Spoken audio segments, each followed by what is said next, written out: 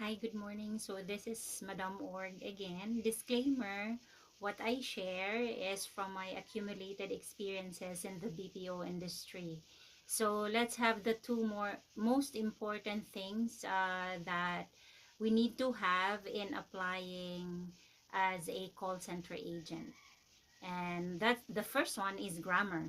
Second is the three important basic rules. So after knowing what is grammar, you need to know the things that I see is very basic and very important. So first is a subject verb agreement. Second, tenses. Third is the process of communication. So grammar basically is defined as the set of rules that explains how words are used in a language through both in writing and speaking. That's